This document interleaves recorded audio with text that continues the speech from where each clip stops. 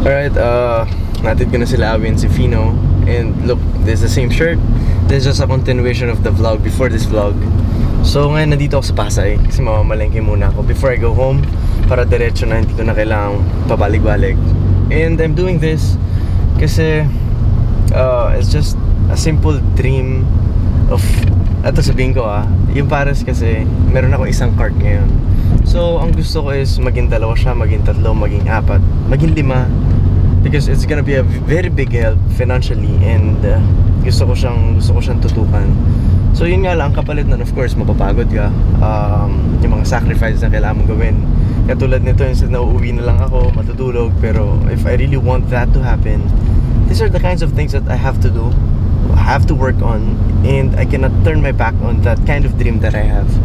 So guys, kaya ako to vlog kasi meron ka matutunan everyday na gusto ko sabihin sa inyo. It may be through basketball or maybe through something else, pero definitely I'm gonna really send you the message that I want you to understand and to learn, para pag dumating kayo dun sa point na yun, at least meron kayong konting fire in you to do what you want, to do what you love, and to support your dreams. So this is a small sacrifice that I'm doing. Galing Quezon City, Pasay, and uwi. Tapos of course pagdating doon wala masyado katulong, pero I have to do it. I have to do it without any excuse. So yun lang guys, papunta na ako doon, and after that I'm gonna continue this vlog.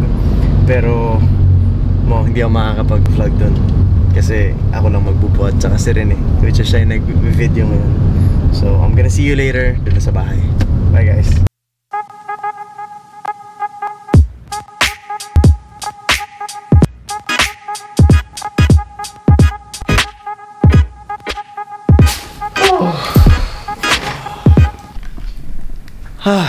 Umalis kami ni Awi kanina 12 in the afternoon, tapos ngayon 3 AM na.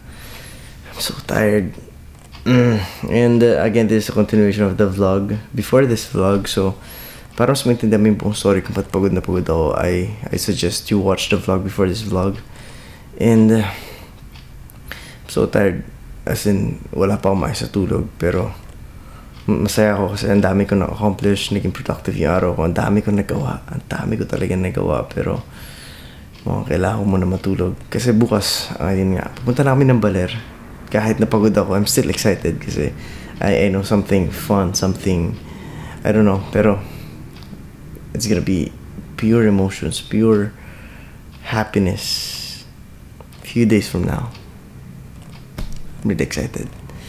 So again guys, before I rest, I just want you to remember that just continue working on what you want, lalo na dun sa mga stages na hirap ka na, or humihirap na yung sitwasyon. Dun ka mas lalong ganahan, dun ka mas lalong go hard, kasi that's actually an opportunity for you to fight what you feel and to strengthen your mind every time it happens. So yun nga, kanina pa uwi na ako, hinatid si Awi pa uwi, tapos mamamalengke pa ako. Tapos nararamdaman ko na lahat ng pagod. I'm really exhausted kanina. Tapos I just keep on thinking kung ba't kailangan ko gawin yun. And one reason kung ba't tinuloy ko is because if I do it once na talikuran ko yung responsibility ko, the next time it happens again, it's gonna be easier for me na talikuran ulit yun. Tapos pangatlong beses, lalo mas madali for me talikuran ulit yun. So habang tumatagal, nasasanay ka na ganun, hindi mo napapansin, and it grows hanggang sa point na nagtataka ka bakit parang wala na nangyayari sa'yo. It's because of the small things na hindi mo tinatrabaho, small things na dapat alam mo pero you tend to forget. So ngayon, I would like to remind you na kapag umihirap ng sitwasyon, that's the time to go harder. That's the time to get stronger physically and emotionally, mentally, and you'll get what you want. So guys, papahinga muna ako, and I'm gonna see you later. Night guys.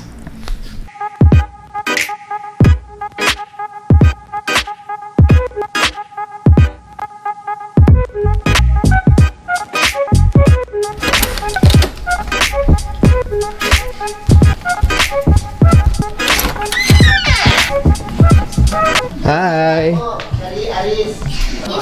Hi! Happy birthday! Thank you. Ay, kiss kuya. Love you! Love you! Saan galing ba? Bahay. Birthday nito kapon, di ba? Ano kami?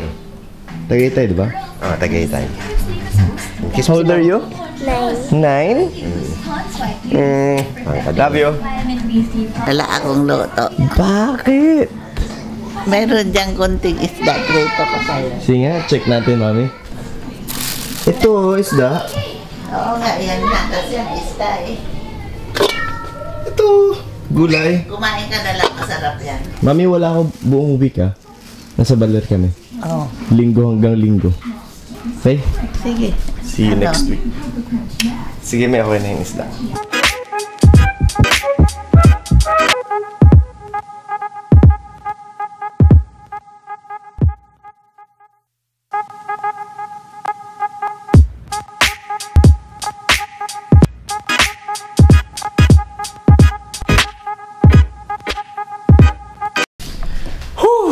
Alright, I just finished something that I hate doing the most. It's fixing my things. I really don't fix my things that much.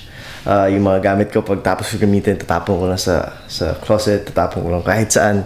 Kita yun naman pag nag-vlog ako, diba, ang dumi ng room. So, pupunta kami ng Baler and I have to fix my things. Kaya inayos ko siya, pero minsan lang to. Sobrang minsan lang to. Look at my 4 bags. Properly packed, properly set. And we're ready to go. Mamaya alis kami gabi and I'm gonna see you there in Baler. Wait for my vlogs. It's gonna be super fun. Really, really excited for that. And of course, hindi ka namin. Of course, new members na hindi nyo pa kilala. So, guys, keep watching. I'm excited. Guys, I'm reading the comments and may isang nag-comment dito. Sabi, Coach, lalaro ba kayo dito sa Baler? Bali-balita kasi dito, Coach, lalaro kayo sa paligan ng mayor namin tsaka ni General Bato. Yes, we will. And papunta na kami dyan mamaya. We will play there. Sorry, paulit-ulit ako. Talagang sobra excited ako. Goosebumps. Goosebumps, not only for the league, pero for the fun, the excitement, everything na mangyayari in the next few days with the people that I love, with my friends, with my brothers. Please, guys, be with us. Be with us. Natakot ka? Nahihilo ako eh. Hindi, wala sa ilaw eh. Ano lang.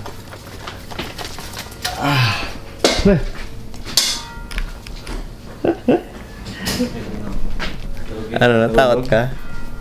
Ha? Patay ka sa ilaw dito sa baba. Walang tao, walang kahit sino. So pagdating, ginulat siya. Natakot siya eh. Coach. Tara na, ate dan si Miyagi kay Kit. Snags. I'm gonna see you next week. What's up? Coach, Kumusta? ayos lang.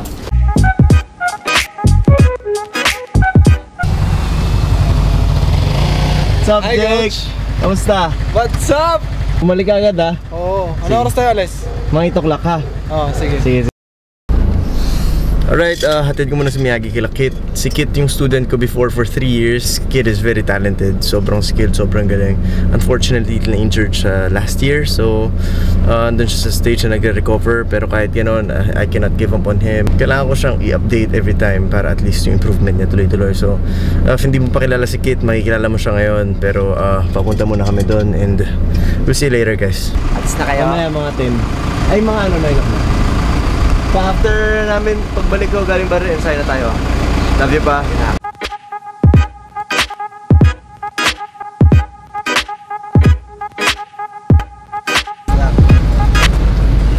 Ito yung baby boy mo.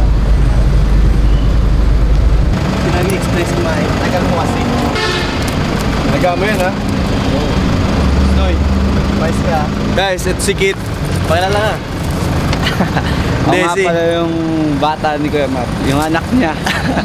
Hindi, sige, 3 years ko ito naging estudyante. Tapos, basta gagawin namin yung video ng journey niya.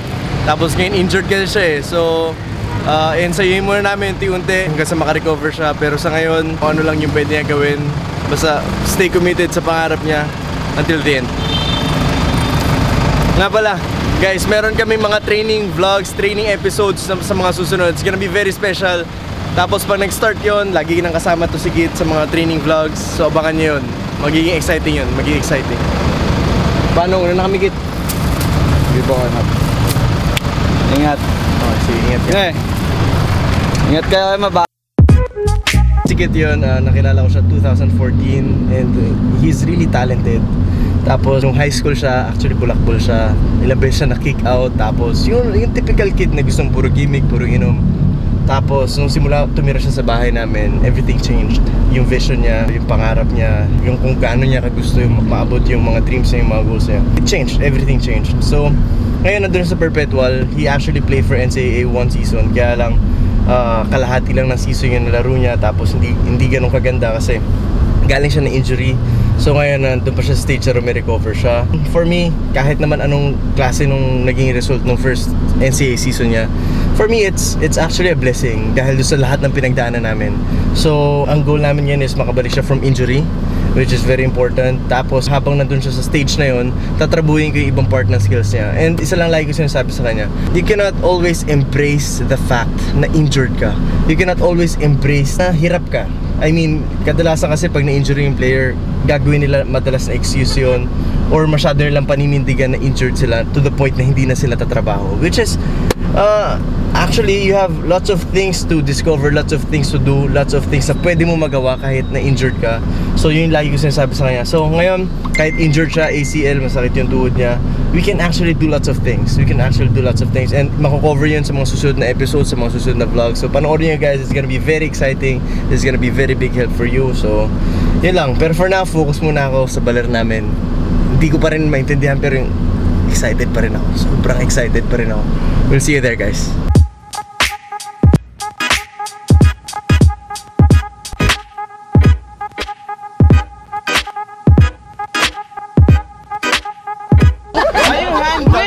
Sabi ko, ito sabi niya. Gutom na ako. What you want to eat? Gutom na ako.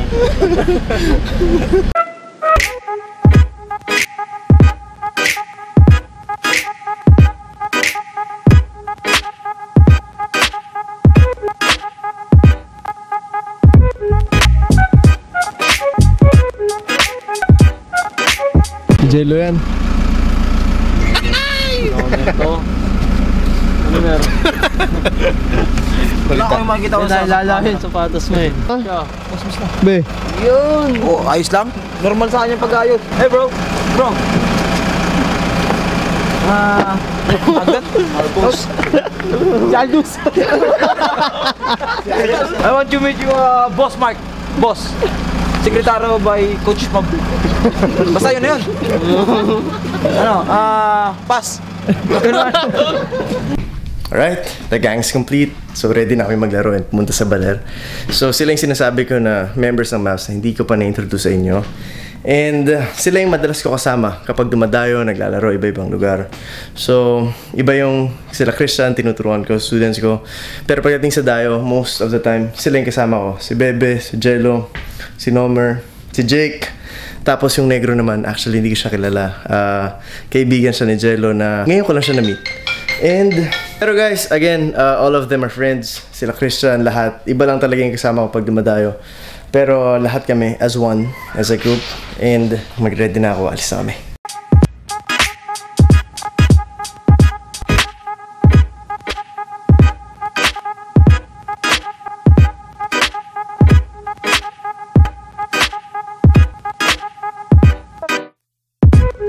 So ang tagal ni Christian, di pa may makalis. Pero kompleto na kami dito and look at my gang.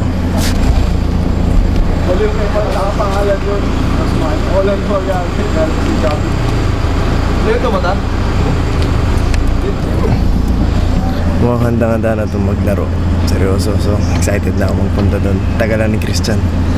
Tsaka ni Joshua pala. Ayun, yun na si Josh. Jake, sigawan mo ang tagal eh. Bumilis konti. Josh, come on! What happened? I call you! I did... What the fuck? Delete na mga kasama natin, Jake. Delete na mga kasama natin. Ang tagal mo? Tapos naglakad daw hanggang SM. Naglakad ka hanggang SM? Wow, naman. So kakain muna kami kasi wala pa si Christian. Para pagdating sa biyahe, dire-diretso na lang.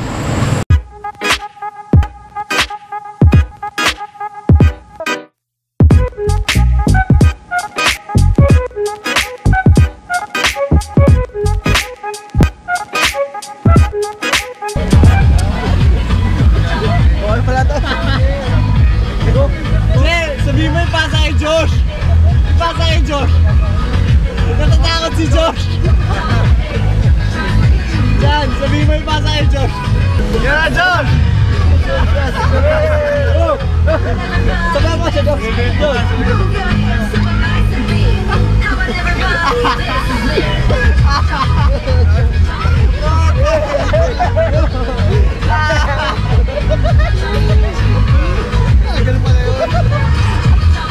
Pasa nyo kay Ken Homer!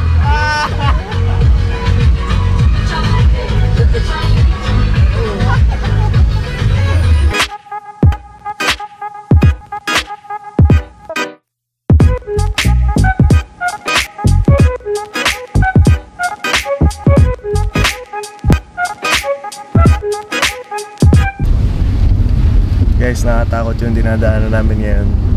Usually kasi pag pupunta kami sa Baler, dumadaan kami dun sa Pantabakan. Yun yung usual na daan. Tapos kanina pa kami dito, yun pala, wala kami sa Pantabakan. Nasa kabilang side kami. So, grabe yung mga ligo. Kasi sobrang grabe. Tingnan mo yung daan. Guys, grabe yung dinadaanan namin. Nakakatakot. Dead end. Tapos may ginagawa pa na daan. So yung dadaanan namin sobrang pababa, bangin. So check natin yung dadaanan namin. So guys, nauuna ako para siguradong safe yung dadaanan namin. Mukhang okay naman. So bike na tayo. Nakatakot, Jake. Alam mo nung buwibelta kayo, tapos ako lang mag-isa nandun sa labas, kikinabutan ako. Parang dami nakatingin sa akin. Nagising kayo, no? Akala nyo, shortcut, no? Ang lala naman ito. Ayun, no, nasira yung tulay. Kaya sa baba tayo pinadaan. Yung talagang... Laking sawa, oh. Saan? Ayun, oh. Ayun, ano? Ilawan mo nga. Gulong yan, loko.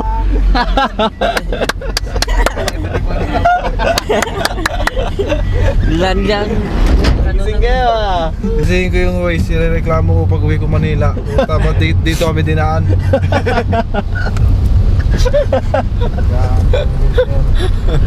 Okay na eh. Okay na eh. Ganda na ng plano ko eh. Sabi pa ni Coach Bob, kabisado mo na, wag na mag-Waze. Ay na, nag-Waze. Binago dahil dun sa triplex, papasok sa NLEX. Putang ina, nabago, napa-Waze kami. Nag-Waze, nagtuloy-tuloy. Putang inang Waze, dito kami dinala. Tinan mo naman tumingin sa taas bundok. Oo. Ang lambot ng lupa. Pag tinignan mo, ang lambot talaga ng lupa. Pag gumuho yan, wala, guho na rin yung kami. Ano to? Tara, naman dito, Jake. Jake, kahit hanggang dito lang. Tapos umuulan pa talaga. Umuulan pa talaga. So, check natin. Ay, hindi, meron. May daan, may daan. Let's go, let's go. May daan. Be, kinakabahan ka na, be? Butang ina, dito na tayo sa salvage. Salvage tayo dito. Wala tayo palaban-laban dito. Adventure to. Grabe na dinaanan natin. Di masaya to. Baka nakamahal na mahal ko kayo. Ikaw na lang mag-drive. Kung dito tayo dadaan, Kaya nga, ikaw na lang mag-drive. hindi na tayo tutuloy. Babalik na lang tayo, di ba? Doon, sa Baler. Parin na bulot, pang one day lang yan. Nagagawa ng paraan ni Kulot yan. Hindi na, balik na. Magsakay na lang tayo sa Tugo. May Tugo siguro doon eh. Yup. Okay. Oops! Yeah. Oh, parang umahan na tayo sa ganun kanina eh. Aray ko! Pinigising talaga nito yung NPA yun. Isa ba concert? Anong trip mo, Jake? Sabi ko lang, tanggal ka ba? Yun, putang ina, may tao ba dito? Uy, meron nga, meron na. Yes! May tao na. Totoo na to! Yun! May kasalubong na tayo! Matupir tayo! Baka sabi din nila, wala na tayong kasalubong ah. Meron din pala. Ayan ha, may nakasalubong na tayo. Ayun talaga, literal, totoo. Ahas talaga yung nakita ko. Uy. Gusto mo, Hindi nga. atras ka. Sige nga, atras mo. Ano, boy? Ay, patay. Pinagpapaluna. Wawa naman. Kayo hindi nag-champion. Ewan ko na lang. Ganito kahirap, pinagdadaanan natin. Tapos isang laro, malalaglag kayo. Tangina. Sige po, Rudy. What a 1,000 turn. Simula una-una hanggang alas 5, ligo pa rin. Sup? Tara. Sup? Ano, Bogs? Tara na. Miss mo kami? Miss na si Coach Jake. Miss ko na kayo, tara na. Ano meron dyan? Tutulog na tayo. Tutulog kayo.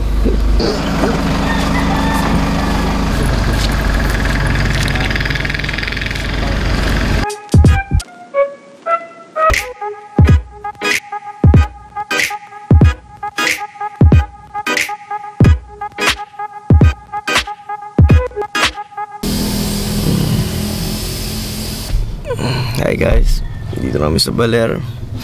Sabi sobrang pagod ako sa biyahe. So pagdating dito, matulog agad ako sa van. Tapos iba na sa loob na. And I'm gonna end the vlog here. Pero before I end this one, guys, yung dinahan namin kagabi is a very rough road. Kaya bigla ko naalala, rough roads often lead to beautiful places. And that's something that's happening in our everyday lives. Hindi actually yung literal na rough road, pero yung dadaanan natin towards achieving our dreams, our goals. It's gonna be really rough. It's gonna be really painful for us. It's gonna be really hard, stressful. Lahat ng hirap pagdadaanan mo. And if you don't have this strong vision of what you really want in life, and hindi mo kaya panindigan yun, you will never get there. You will never get what you want. So yung nangyari sa amin kagabi, talagang literal rough road yun nangyari. And it was really scary.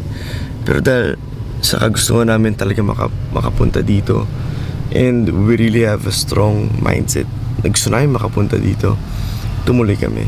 Pero you know what, last night we were very scared. First time namin makadaan doon, talagang buong biyahe ginagawa yung daan, and it was really scary.